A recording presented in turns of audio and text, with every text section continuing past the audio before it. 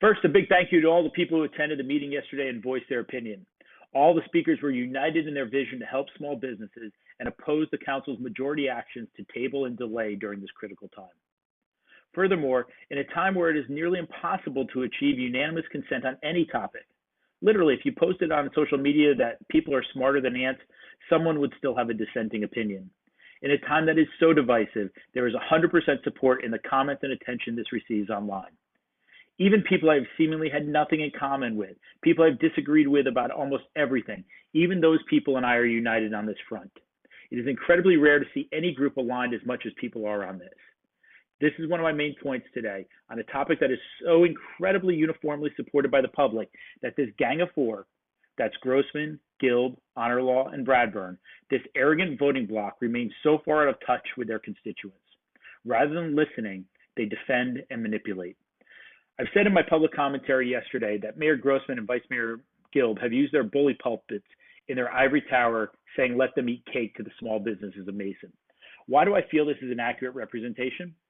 First, Mayor Grossman has used her position to bully, threaten, suppress, and all dissenting opinions. She quotes Bible verses and speaks of imploring civility, lenity, grace, and mercy. And then less than 90 seconds later, she denies council member Chance the opportunity to speak. If this isn't the height of hypocrisy, I don't know what is. Vice Mayor Guild has claimed to be a small business and continually quotes the massive help coming from the federal government. The let them eat cake line is most applicable to his actions. As an attorney, his attempts to compare himself to the people operating retail establishments, restaurants, and other small businesses in Mason is appalling. It does not compare. Pontius Pilate would be proud of that you followed his example of washing your hands to avoid having actually act and do something.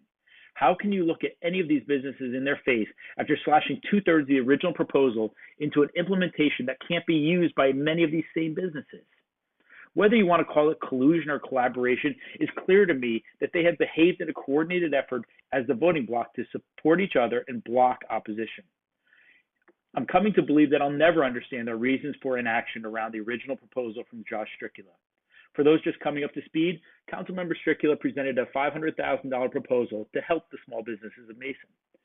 This was carefully planned with oversight and implementation with the Mason-Deerfield Chamber of Commerce, specifically through the Community Development Corporation. That proposal was vaguely questioned, stalled, delayed, and then eventually tabled through the efforts of the Gang of Four. Now a hamstrung version of this, presented by Vice Mayor Guild for $160,000 in gift cards, which are unusable by many of the businesses, was blessed by the Gang of Four. This proposal doesn't carry the implementation plans or nearly the level of detail as the original plan did, but no objections have been lodged by this Gang of Four.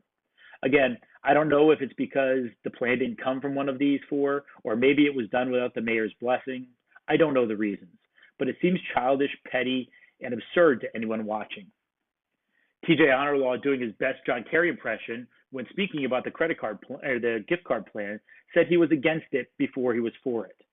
In his epic flip-flop, it just makes no sense.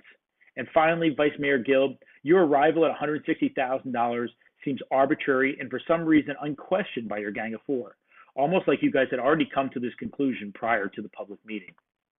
Yes, we expect you to be good financial stewards of our money. We demand it. But let's not forget this. It is our money, not yours. You are elected to work for us. We aren't just a necessary evil to manipulate into votes. We are the people and businesses that make up this community. Your positions exist because of us. You'd be best served to remember this. The mayor loves to talk about leadership and her goals of teamwork, collaboration, and civility, and it goes on to talk about I and me, casting blame while accepting none herself. I'd advise looking up servant leadership. That advice goes for all of you. It's what we expect from our leaders, not petty politics. Finally, I need to address a very troubling point which directs me to the manipulated effort to discredit me personally. During my third video, I referenced the council's potty breaks in what I call the small issue that occurred in a couple of the sessions. Potentially, there could have been coaching during this, and I asked that question. I equated it to a timeout where a coach gets to drop a play, or maybe just a timeout to get refocused. So the mayor takes an opportunity during her commentary to make up something that I believe was used in purposeful manipulation. While there was some great public commentary that asked some great questions, Instead of addressing those, she uses her time on the floor to comment on my video. Instead, by saying, Mr. Garvin has gone so far as commenting on my lipstick. This is unfortunate. This is my workplace, and it would be nice for you to learn how to treat a lady in the workplace. I have never commented on her lipstick. Never, ever.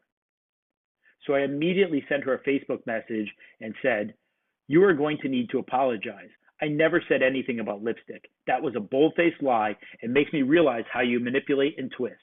Very untrue. I can see that the comment was read immediately, and moments later she gets back on the floor and states, I may not have been very clear about something. I paraphrase from Mr. Garvin. He said something like this. She came back from the restroom break with her lips loaded and a game plan. So I appreciate she made the correction, although there was no apology, and I should have become accustomed to that, as I haven't seen her apologize to anyone. She said she wasn't clear about something. She paraphrased. Paraphrase is defined as expressing the meaning of the writer, using different words to achieve greater clarity. Is that what she did? My statement was about her coming back with her lips loaded, like she came back prepared with a purposeful intent, like a game plan. She said that I commented on her lipstick. That's not a paraphrase. It isn't misspeak or a slip of the tongue. She already tried that with her duplicity comments.